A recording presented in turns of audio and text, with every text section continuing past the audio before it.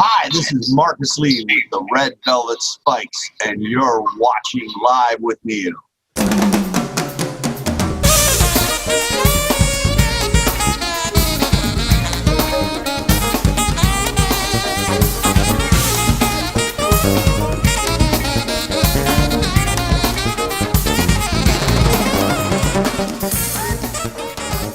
All right, everybody, welcome. This is Markus Lee of many great bands in the Tampa Bay music scene. I'm privileged to have worked with him a few times and enjoyed his music always. A great guy, a great player, and we're here to talk about Tampa music in the 90s, 80s, and up till the present. So tell me, Mark, let's talk about your new band first. All right. Well, the new band is called Red Velvet Spikes. We've got a great female singer named Renee Giles. She does most of the singing. I do a little bit. We've got a great bass player called Carl Johnson. And Steve Hamilton is our drummer. He actually put the whole thing together. He brought us all together, kind of researched the talent, thought it would be a good match. And from day one, it's been a great situation. Great. So tell me, what kind of tunes you doing? You have any songs written yet? Anything new, or are you just doing the covers for now while you're getting back to work? How's that working out? Yeah, exactly. We've only been playing like a month now, and we're out playing a little bit outside the city in Brooksville, Christopherville, Newport Richey. We played Apollo Beach last weekend. You know, it's sparse, but there's gigs out there, and we're doing what we can. Plans are for the original music to be incorporated soon. But until then, we're doing, some Fleetwood Mac, AC/DC, the normal stuff, Gotcha. Well, great. Well, I hope to, when this all COVID shit ends, I'll be down and I can have a visit and check you guys out. I know we're planning to do a show down there for the book that I'm writing called, the Musical History of Tampa Bay. So obviously when we pull that all together, I'll be certainly talking to you and a bunch of my other friends down there because we're looking at maybe the Cuban Club or Club Detroit or Janus rather. We'll see what happens, but I've got some great friends and great talent. I have Jane McKee helping me research where to go and how to put it together right. And as you know and I know, there's lots of great sound companies in town, and I've worked for a few of them. So we'll have good sound and have a good time. So tell me, the past 10, I haven't seen you in about 20 years. I know you played with Kenny a lot, but I want to talk more about you. Tell me, first of all, when did you start playing? Where did you grow up? What were your first musical steps, so to speak? Well, I guess first, initially, I started playing guitar at 6 years old, and didn't have a really great guitar. After about 6 months, I just put it away, and stopped playing and lost interest. And then I got about, 14, and I got interest again.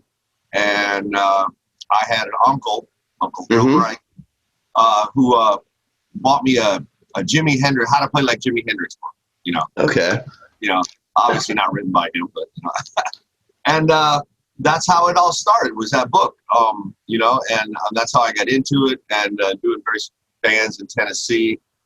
Played in a band called Just in Time there. We were pretty big in the area anyways, Tennessee, Virginia.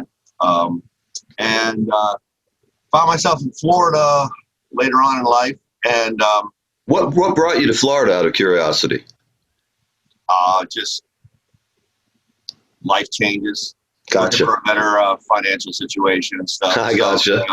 My dad lived down here in Florida, so I moved down here and just started a new life down here. One of the first bands I saw when I moved here was Kenny McGee. He was in Lefty. Oh, okay. Right. But moved down here and I got an opportunity to go to music college. And I went to college down here at Igor campus for music, and got out of that and had my own band, but I was also started teaching music theory. Taught music theory for 7 years. And my own band started then, fresh out of college, trying to play things as fast as we could and sing as high as we could. It was kind of silly, But we made a CD and broke even, and had a good time. Did a lot of original shows. Played the Rocket Club many times. All right. And then Kenny, I started playing with him, and he actually offered me enough gigs to stop teaching. So what is it going to take to get you to stop teaching so you can play full time? And right. I got a number and the rest is 30 years of history playing with him, for most of the time. That's great. I know Kenny, he's been kind of low profile lately, kind of off the grid, but, I talked to him recently. Yeah, I think he's in Tennessee and just laying low while all the craziness is going on. Yeah, I don't blame him. I'd be in Tennessee too. New York and New Jersey. He's got a new reprint of the original Juliet CD, though. Okay. He's had a bunch of the Juliet CDs reprinted, trying to stay as true to the original format and everything as possible. And gotcha. I'm not sure what he's doing, but I think he's selling those now. Well, good for him. I know I'll be talking to him soon. We've just had some discussions about where and when and all that stuff, but I always enjoyed working with you guys anytime we have. It's always been good. We had a lot of fun, and I remember sitting in for your drummer a few times because I think he had to go to, his AA class or whatever it was. Wow. You know how life is, man. It's just we all fall down, and hopefully you can get back up. You have enough heart and soul and maybe some God on your side. I don't know. We've all had our ups and downs. Yes, sir. But, it gives us character, and I don't know, you and I look pretty good for old dudes, I think so. We're hanging in there.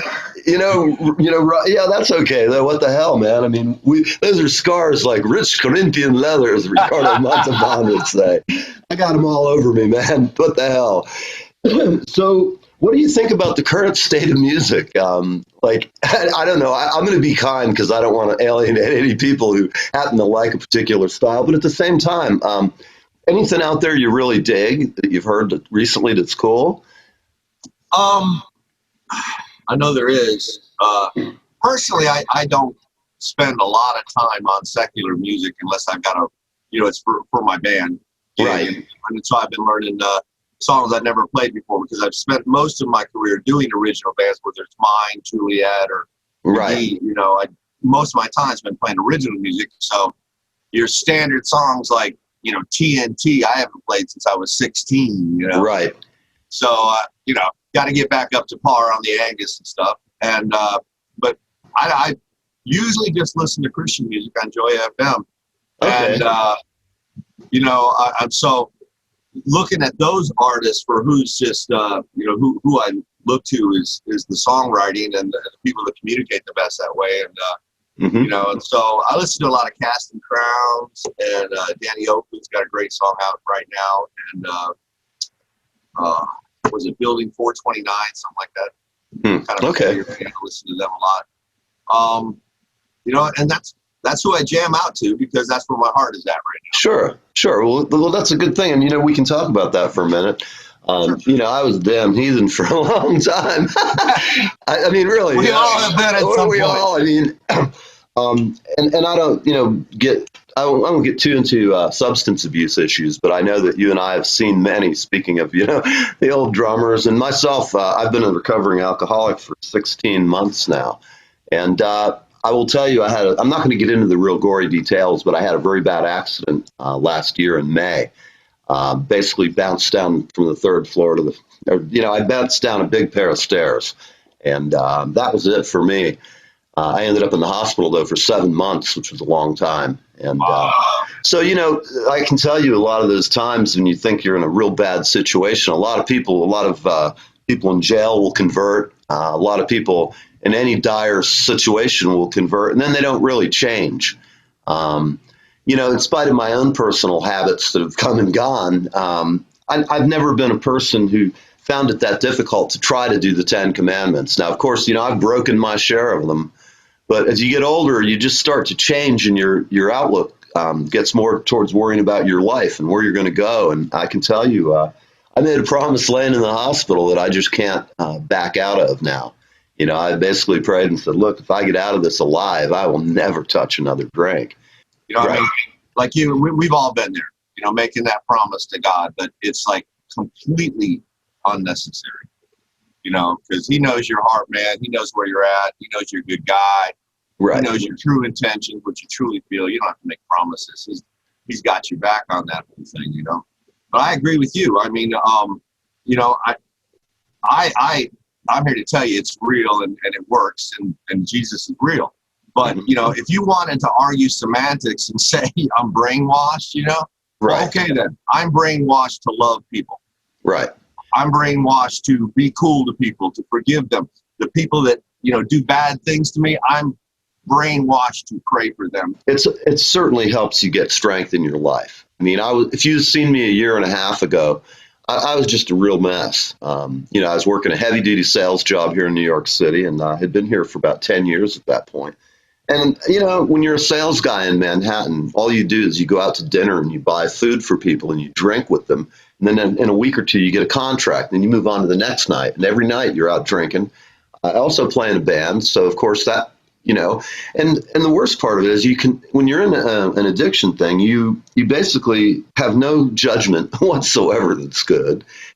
Yeah. I go to Generations Church in Largo here.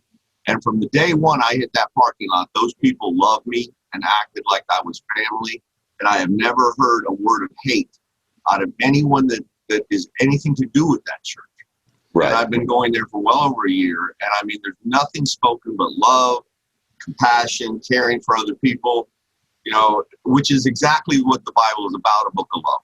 That's what it's about. It's not about condemnation, and people use it for bad purposes, but the purpose of that book is to get us through this life in the best way possible.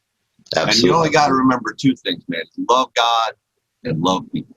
You can hang all those 10 commandments, the 613 laws in the Old Testament. You can hang everything on those two. Right. Love God, love people. That's it. Well, that works for me. And, I'm glad to see it. It's good to see musicians who aren't falling down. You know what I mean? There's a lot of musicians we know and love who just, have such rough lives because of their addictions and so forth. And it's sad to watch. They become jaded. Not to diss that band. Jaded is awesome. Oh, yeah. Props out to Rich Nation. Jaded is an awesome band. They are. Jaded is an excellent band. They were great then, and they're still good. Yeah.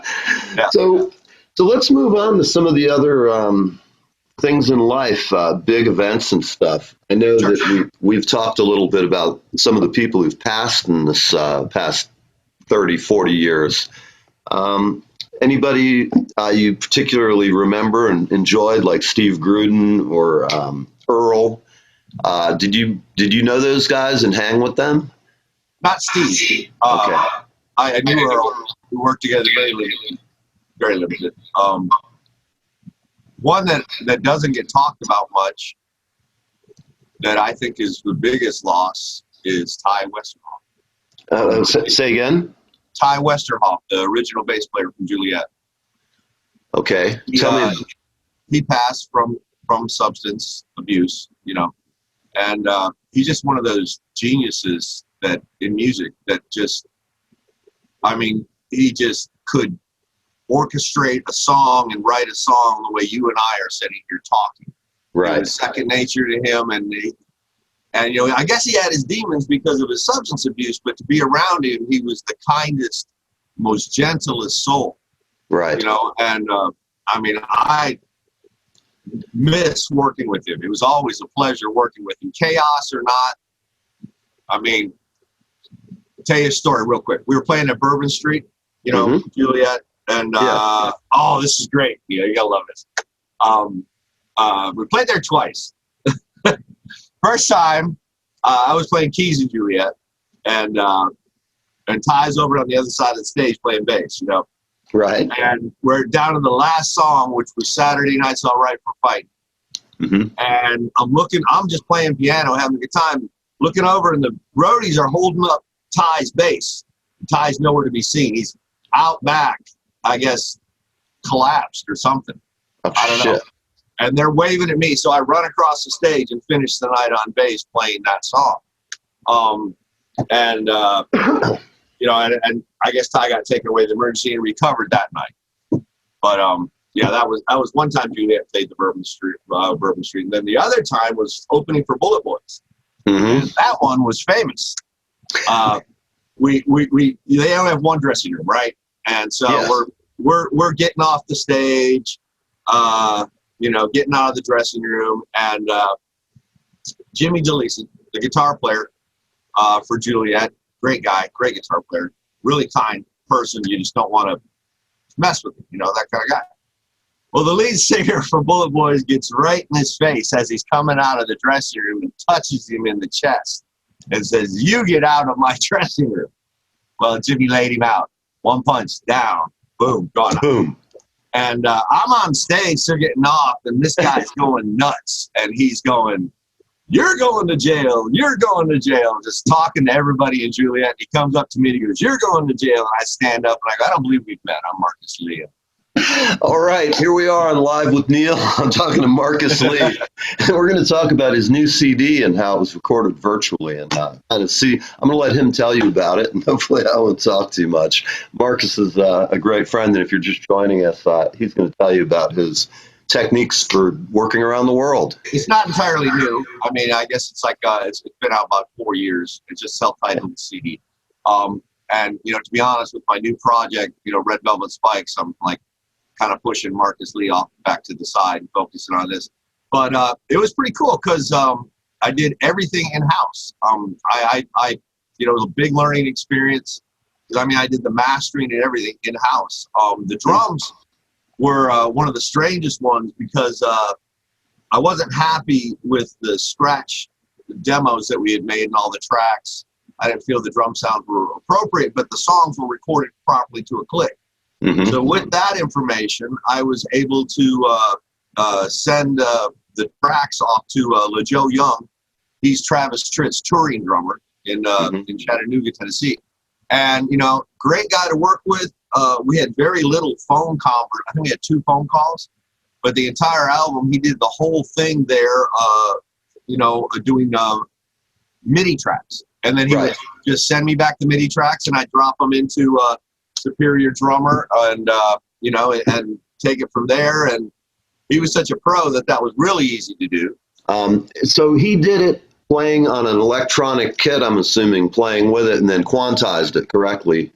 No quantizing. No quantizing. Oh, I love it. That's even better. You know, you quantize. Sometimes you quantize a verse or a chorus, but you never quantize a feel or a fill. You know, especially with a drummer like that. He's a pro. Right. You know, right. I mean, I would send him a demo, and 2 hours later, I would have a finished track. I mean, it would just drop in on the top of my click and acoustic demo, and it would be perfect. What is your main software you use for recording? Pro Tools. Pro Tools. Okay. Yeah, I'm interested in recording, not learning new software, and so I'm still using Pro Tools 10. I think. That's cool. Excellent. I worked with a European violinist. She's Russian. And there's this place called airgigs.com. Okay. You can, if you have enough money, you could literally hire a songwriter, a singer, and then put your band together from there. And, you know, you wouldn't even have to be a musician. You could actually generate songs. But what's that site called? Airgigs. Airgigs.com. Yeah. And it's a pretty cool service. And I found this Maria, I'm going to crucify her name, Gorkitchev or something like that. Right. I can't say it right. She's a famous European violinist. There's all kinds of stuff over there. But I worked with her on 2 songs, and it was amazing. I just asked her for 1 track, you know, and she ends up sending me like this beautiful Beatles-type string arrangement. Right. You know, and it was just and again, it just dropped right into the tracks. And it made both songs more than I had hoped for to begin with. Great. Never met the person, never even talked to her. Thank God she speaks English. You know? But that's what I find. That's funny you say that. A lot of people that I deal with over the show, we have language barriers occasionally, and but that's great. You had such a good experience. I really just started doing it after the COVID thing, and you know, I've been in recovery from physical stuff. You know, after I got out of the hospital, I still had problems. So this show came directly out of that. You know, my rotator cuffs are both kind of torn. So when I raise my arms up like I would normally, it's just ouch, you know.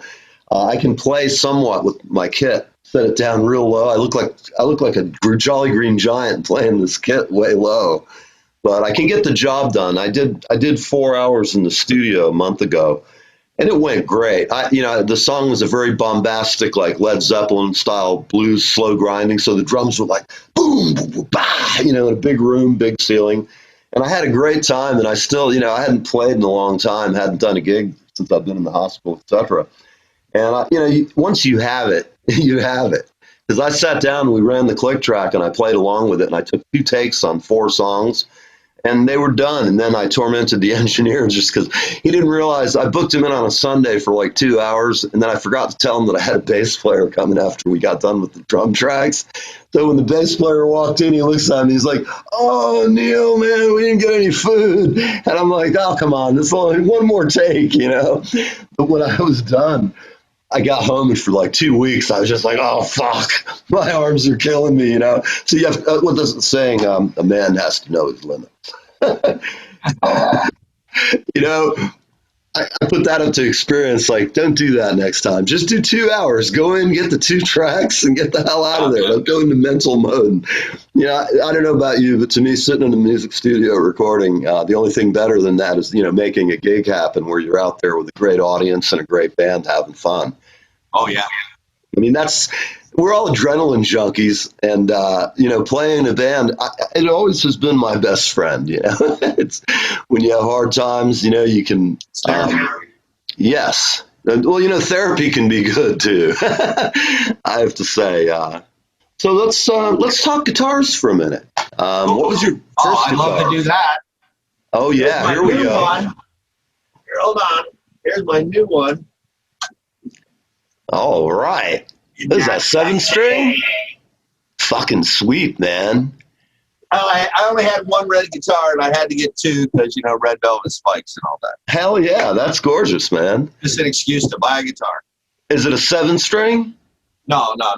It's a 6. 6, yeah. Yeah, cool. I couldn't tell because, but it's a gorgeous machine. You have an amp hooked up? You want to play something? Well, sure. Hey, I'll tell you what, I'll stop the recording for a minute. No, I got it right here. All right, this is what I call prepared. Everybody, this is Markus Lee's going to play us a little music here on Live with Neil. The man, the Shred Master.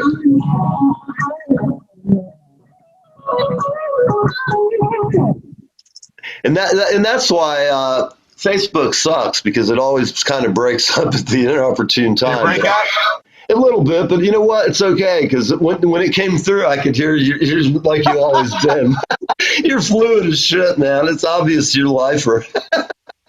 What other guitars do you have? Is that it right now? No, I got 2 Schecters red, an Ibanez Prestige. I bought that really is because of my favorite guitar player. It's what he plays. Tony McAlpine. Markus has had some experiences at Full Sail. And I've lived through some pretty funny stories up there, so I can't wait to hear this one. I had a couple. What we used to do is, Full Sail, the way, I don't know if they still do this. What they used to do is they would reach out to local bands that wanted to record their stuff on high-end situations and offer them, free time. And you would come in and record on this equipment that was, literally the most expensive equipment you could buy in the world. Right. And so they do like 4 8-hour spots and stuff. And I would drill my band to the point where we were ready to do 1 take, Right. And so we would go there and they were expecting, 3 or 4 takes to get a song to teach a class. We'd go in there, do 1 take, and we're done. And so the rest of the time they would be teaching. And I learned a lot there from them, during this time. And, back in those days, if you wanted to keep your stuff, you bought a tape and they stored your tape. This is right. Digital, right? One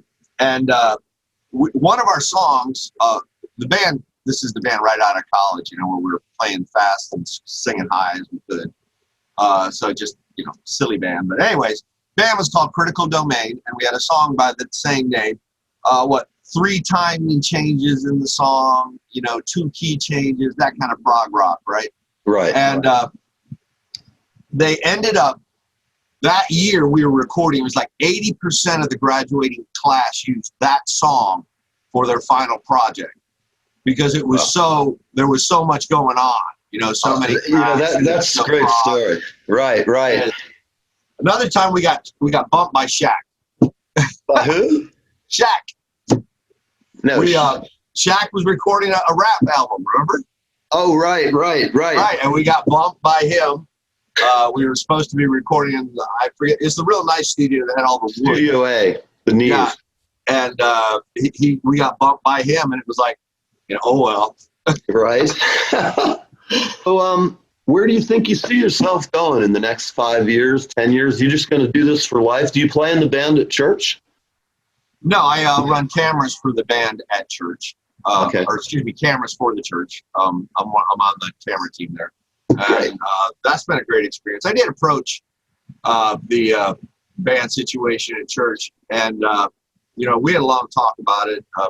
Pastor Stephen and his wife and I, and they're great people, and it's just I play places that are questionable, if you will.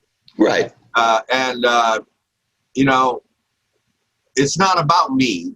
It's about the church and what they can do for people. And, if you give people the wrong impression, it's just, it confuses things. And confusion is not of God. So a guy playing, I may help somebody in a bar, Right. I mean, I will witness to people if the opportunity comes up all the time in bars. And in the band I'm in now, we pray before every show.